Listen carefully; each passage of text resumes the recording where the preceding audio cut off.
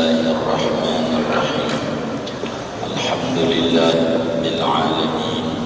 Wassalatu wassalamu ala sayyidina Muhammadin wa ala alihi wa sahbihi ajma'in.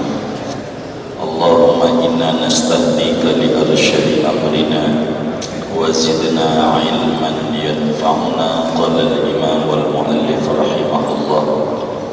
Wa an Abi Waqid al-Laysi radhiyallahu anhu qala, diriwayatkan dari Abu Waqid al-Laysi radhiyallahu anhu, ia berkata, qala an-nabiy sallallahu alaihi wasallam, telah bersabda oleh baginda Nabi sallallahu alaihi wasallam, ma quti'a minal bahimati wa hiya hayyatun fahuwa mayyitun.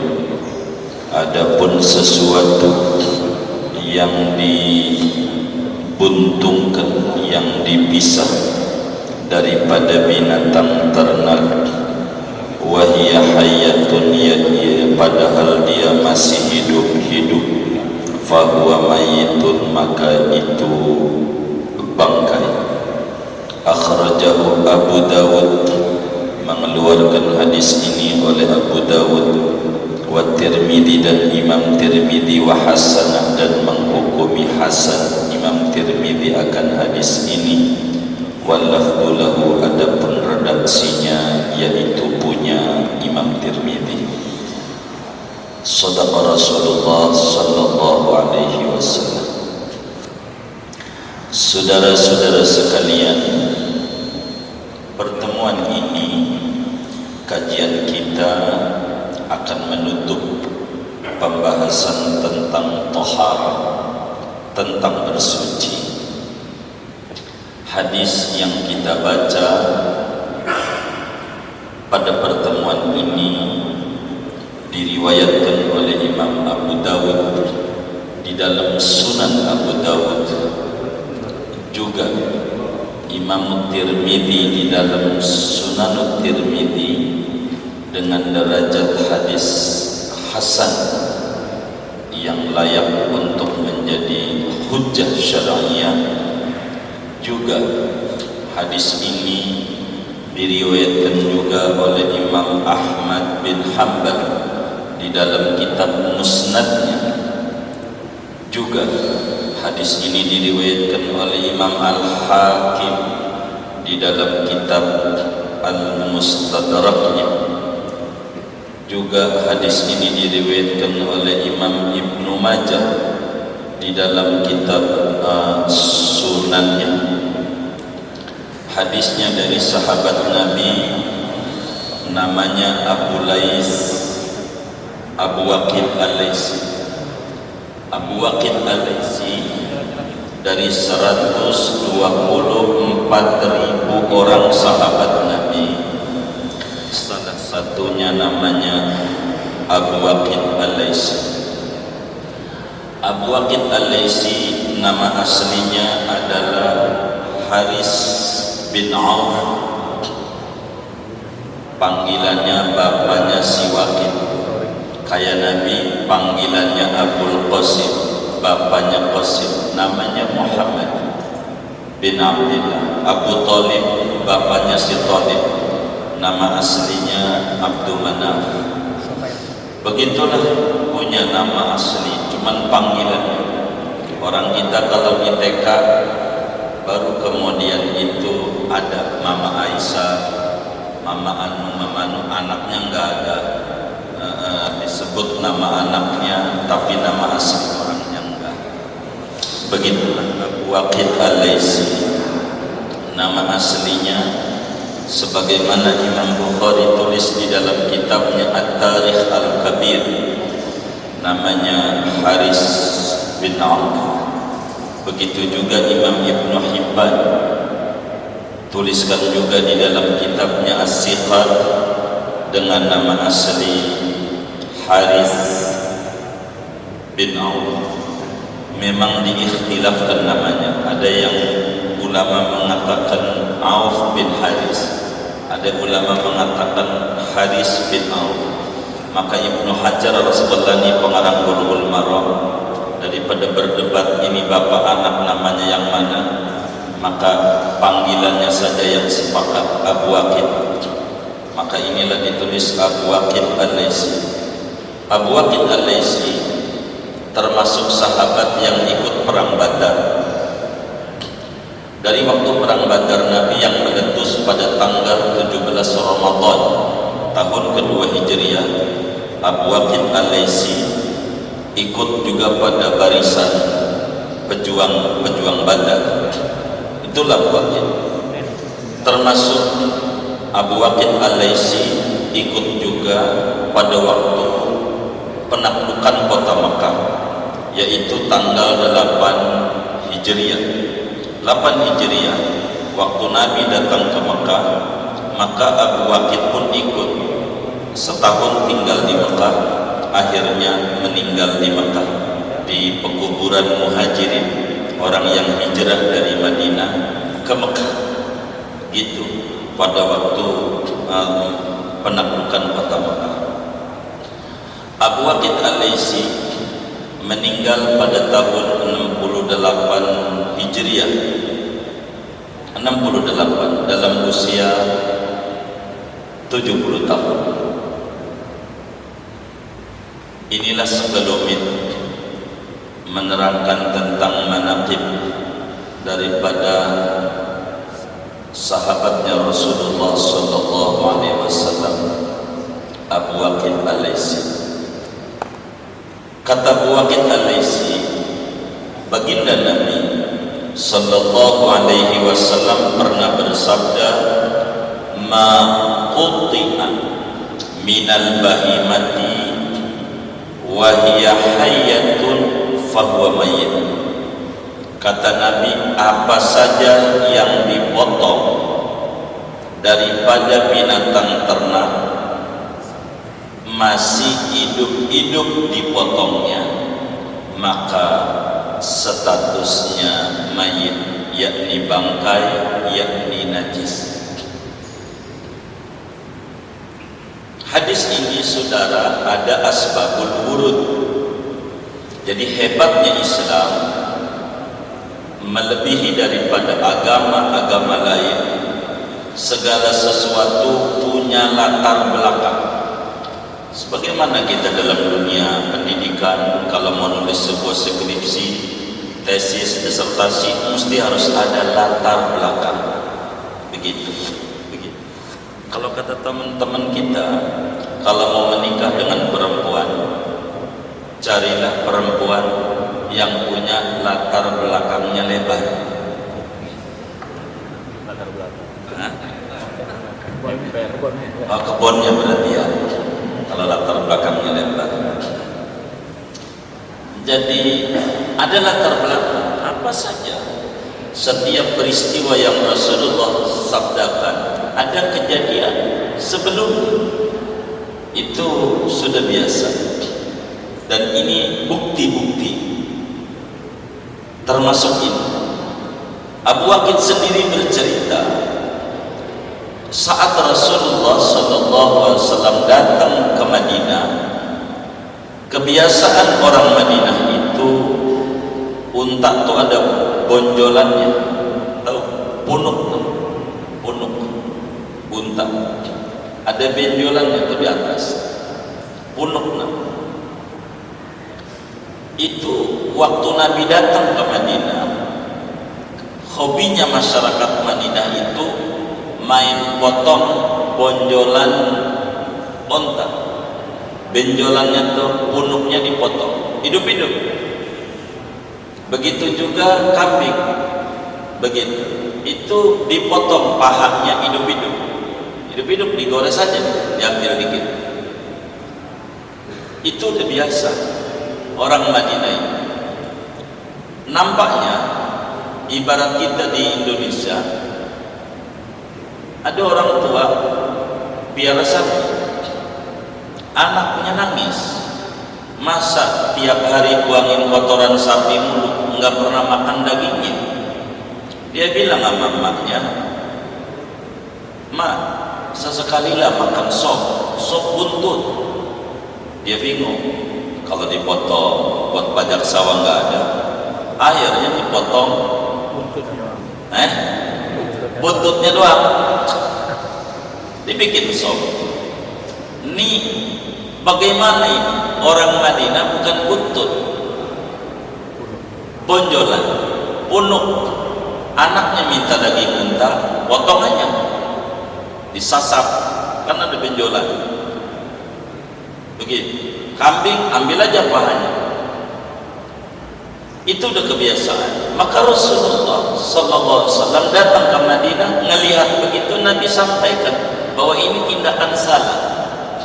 Kata Nabi dalam hadis Abu Dawud, Tirmidzi, Imam Ahmad dalam musnadnya, Al-Hakim dalam mustadraknya, Ibnu Majah di dalam sunannya, kata Nabi, ma quti'a minal bahimati wa hiya hayyatun fahuwa mayyit.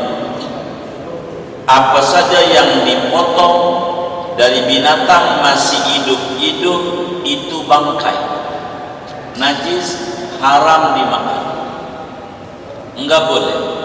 Statusnya kayak bangkai. Kalau masih hidup-hidup diambil, masih hidup-hidup. Itu kata Nabi. Jadi maknanya saudara, hadis ini bisa kita ambil faham. Apa saja yang dipotong daripada binatang yang masih hidup,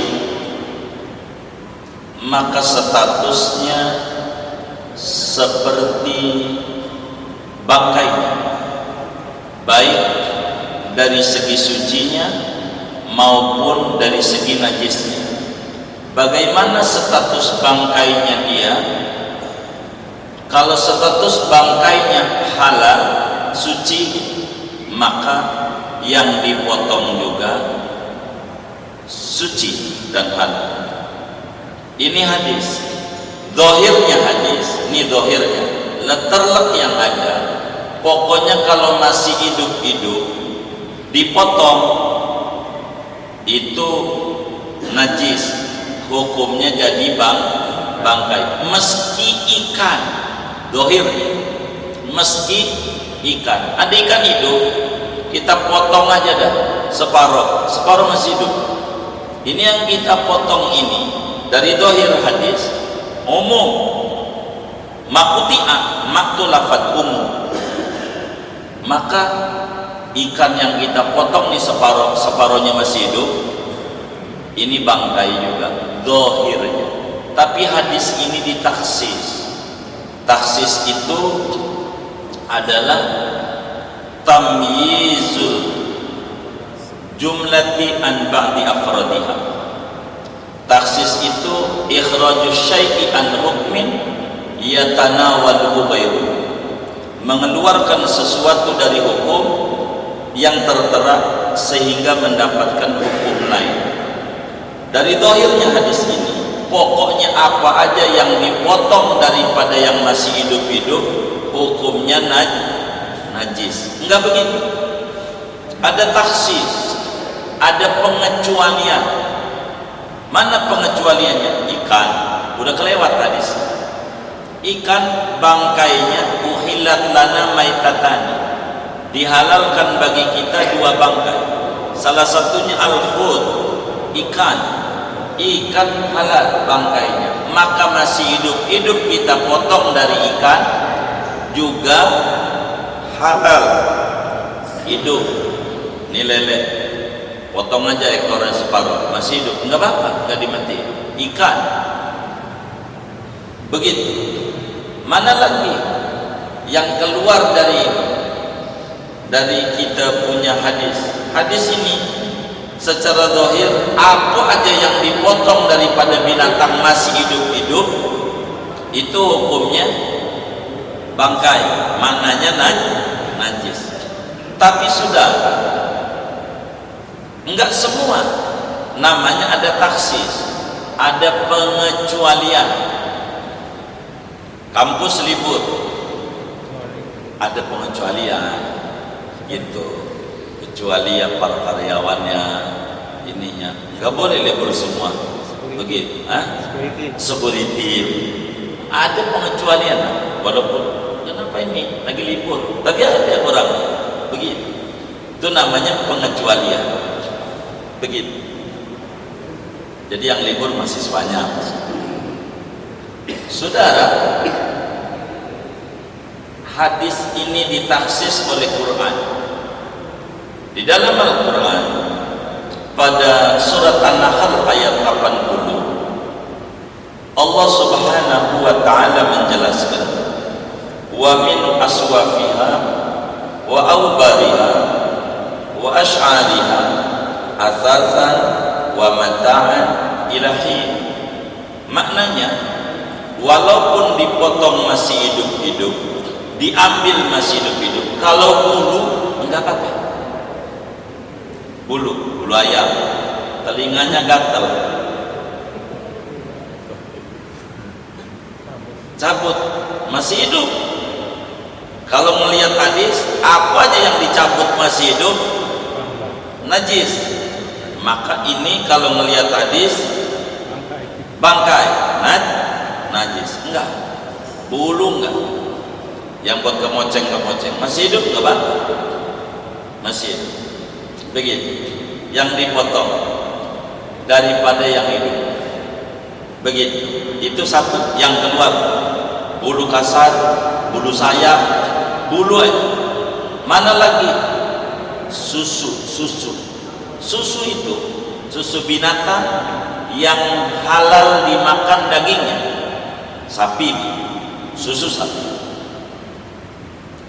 itu diambil hidup-hidup. Ini bagaimana nih susu nih keluar dari hadis ini?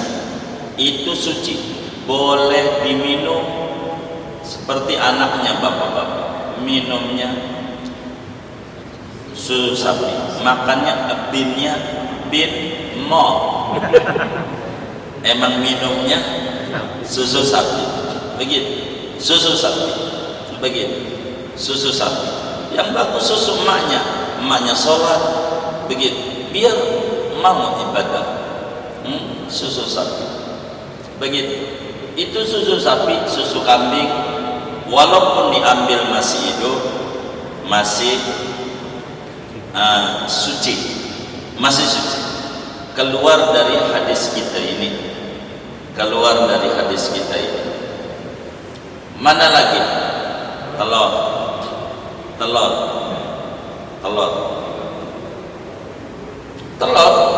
masih hidup keluar. Bagaimana ini telur? Suci telur, kecuali dari bangkai. Kalau dari bangkai ada ayam mati, di dalamnya ada telurnya, dilihat, dibelek. Kalau telurnya keras, halal. Kalau telurnya lembek, masih muda, najis, kayak bangkai. Itu telur. Dari hadis ini kita bisa petik, begitu. Kenapa susu suci? Sebab susu itu mengikuti daging. Begitu. Bila dagingnya halal dimakan, maka susunya halal dimakan. Dan susu walaupun masih hidup di perasnya, itu suci. Pengecualiannya lagi balang. Walaupun masih hidup kita potong tuh balang, suci juga, boleh dimakan. Ikan begitu. Bagaimana dengan masima? Masima itu ari-ari plasenta. Bagaimana? Ini pisang masih hidup-hidup. Bagaimana hukum ini? Kalau dari zahir hadis, pokoknya yang pisah dari yang hidup, bangkai, najis. Enggak, karena waktu hidupnya manusia juga suci, maka plasentanya juga suci. Ari-ari, ini ari-ari diapain? Tanam aja. Organ tubuh manusia kalau udah terpisah dari manusia, tanam aja. kayak orang kena penyakit gula, dipotong dari punya kaki, amputasi, diapain ini kaki? Kubur aja, kubur aja, dikubur aja, ditahlilin enggak? Jangan, masih hidup orangnya. Begitu, saudara mau tahlilin aja, orangnya masih hidup, itu bisa stres dia. Kubur aja, udah kubur aja, baru seminggu mati tuh orang. Bagaimana? Enggak usah disatukan, biarin kaki adanya di rumah sakit Bandung, orangnya di Meruya, ya udah nggak usah diambil tuh kaki, biarin aja. Itu nanti di akhiratnya utuh lagi. Itu mau urusan lo. Bagaimana dengan plasenta?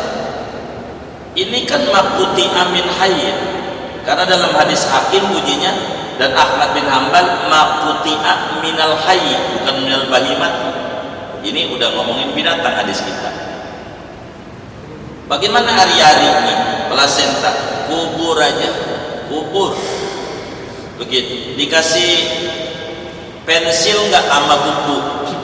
Nggak usah kasih pulpen, nggak usah kasih buku, kubur aja.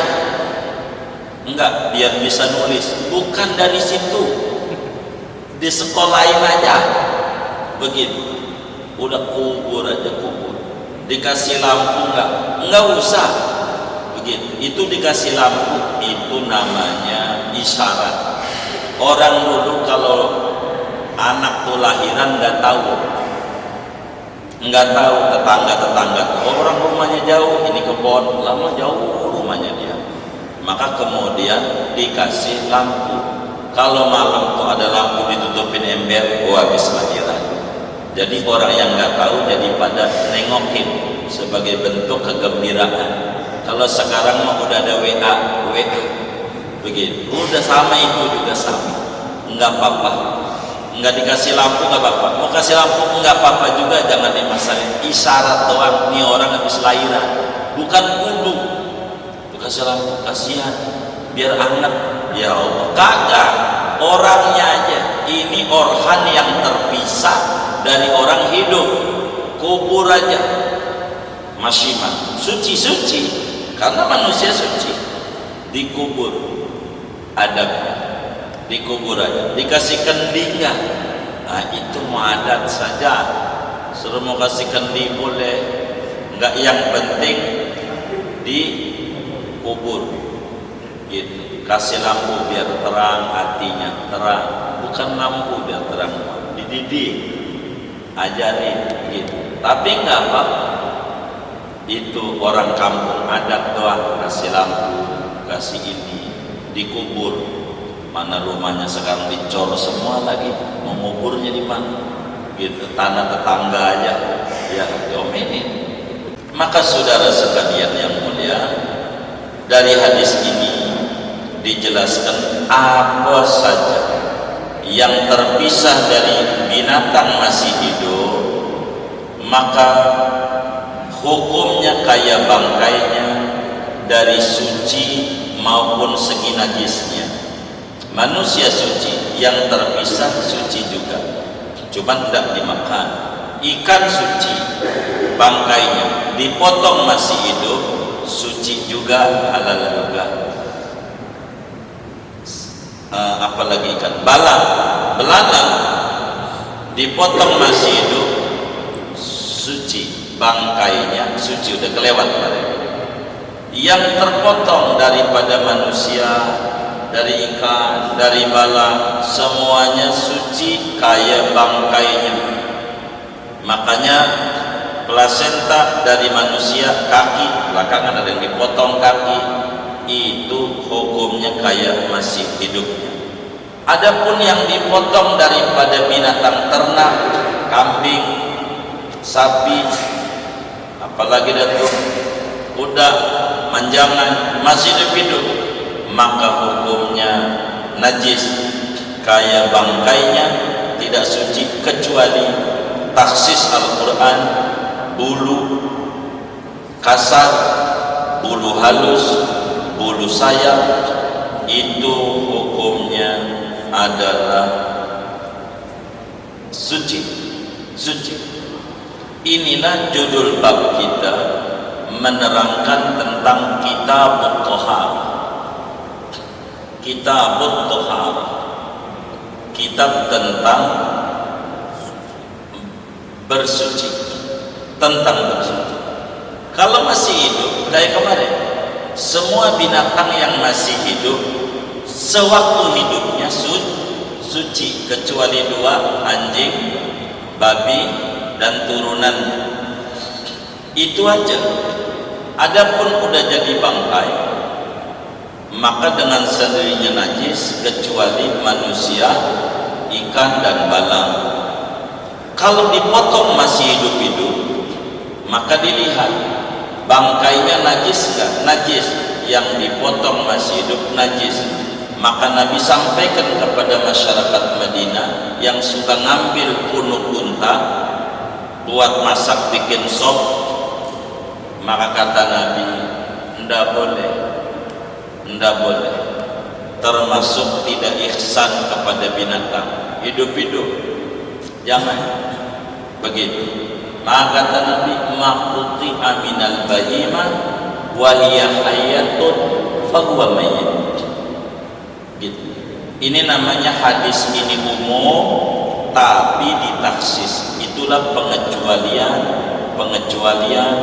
dan pengecualian biasa. Taksis. Ada hadis ditaksis dengan Quran. Quran mengecualikan apa yang di hadis. Ada juga Quran umum, hadis khusus, maka hadis akan memberi keterangan Quran. Seperti pada surat Al-Maidah ayat 6, ya ayyuhalladzina amanu idza qumtum ila sholati faghsilu wujuhakum, al-ayat. Wahai orang beriman, bila Anda mau sholat wudu. Itu pemahamannya dari zahir Quran. Pokoknya tiap mau sholat wudu, walaupun belum batal. Dohor belum batal sampai asar. Datang asar, idza qumtum ila sholati faghsilu. Bila Anda mau sholat wudu. Entar lagi maghrib belum batal juga, wudu lagi. Idza qumtum ila sholati faghsilu. Itu dohirnya Quran. Maka nggak bisa pakai Quran doang. Ada aliran namanya ingkarus sunnah, bakal bingung memahaminya, nggak percaya sama hadis Nabi.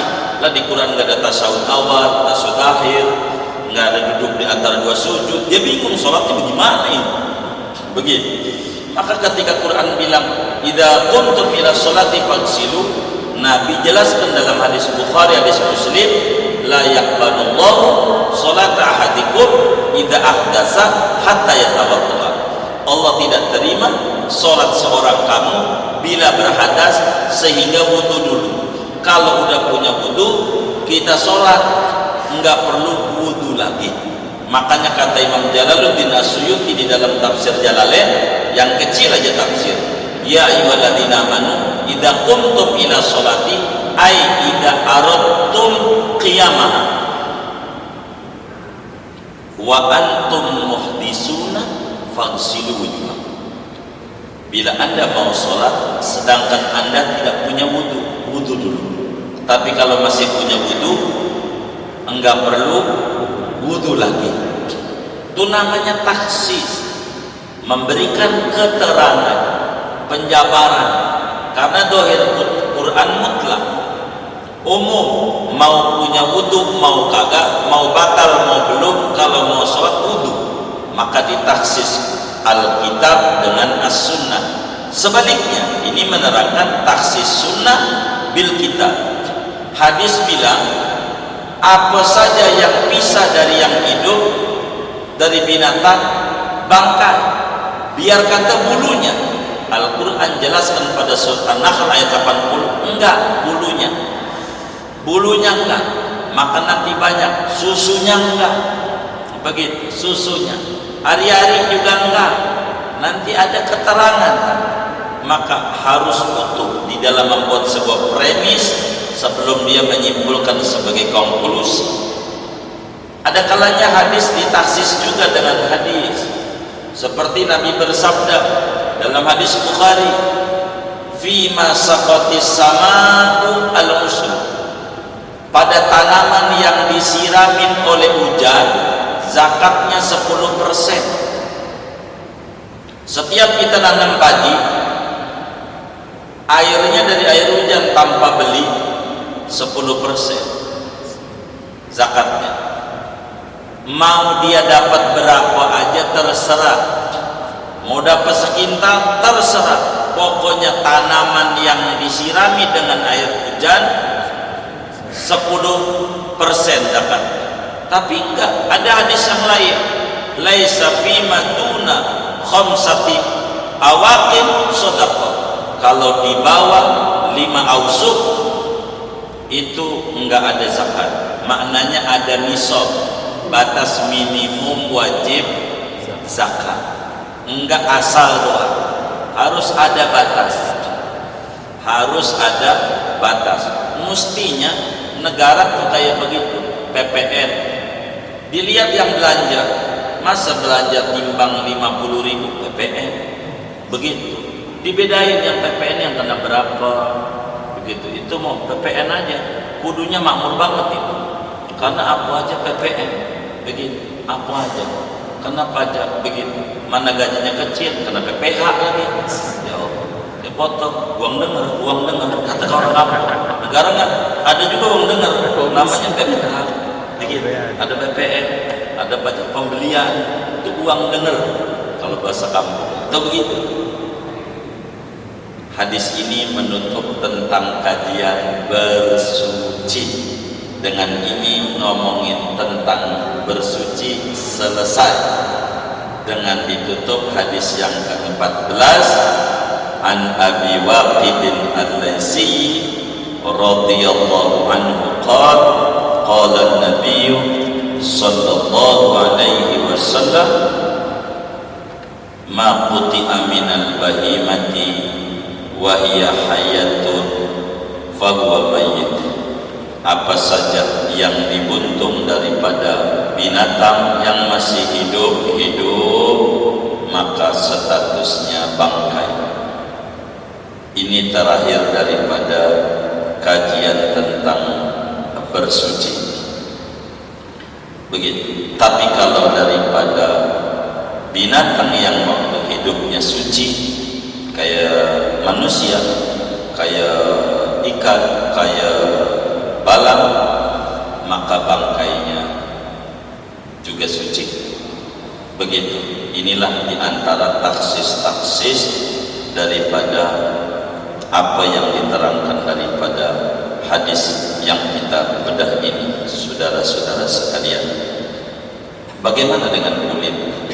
Nah, ini nanti di depan. Kulit bangkai najis bisa nggak dimanfaatkan dengan cara disamak? Ini bukan di hadis ini ketemunya, tapi nanti di depan akan dijelaskan dengan judul baru, Babul Aniyah, bab menjelaskan wadah-wadah. Kenapa harus ngomongin wadah-wadah? Air nggak bisa berdiri sendiri, harus ada wadah. Nah, wadah ini bagaimana hukumnya?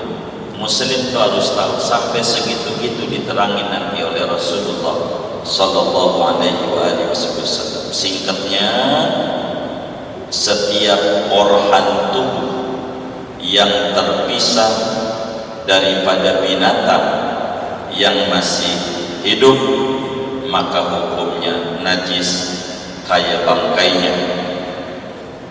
Itu singkat hukumnya, kecuali susu, apalagi tadi itu bulu halus, bulu kasar, bulu sayap, begitu. Kecuali lagi itu yang dari manusia, ya kuku lah, apa rambut lah dari manusia, begitu, itu suci walaupun dipotong. Begitu, sunat dikubur, begitu, kuku begitu, rambut begitu. Kemudian apalagi datuk daripada manusia, termasuk juga yang dipotong orang khitan dari laki-laki, itu juga dikubur, suci dikubur. Begitu aturan. Itu kok dimasukin di kelapa muda, itu orang dulu tempatnya, itu gitu. Begitu ya, ini orang dulu berarti. Begitu tuh, yang kaya-kaya begitu. Ini sajalah ngaji kita, buat tanya jawab aja. Sisa waktunya ada yang ditanya mungkin daripada materi ini atau di luarnya sebelum doa dipersilahkan. Wallahu a'lam bishawab.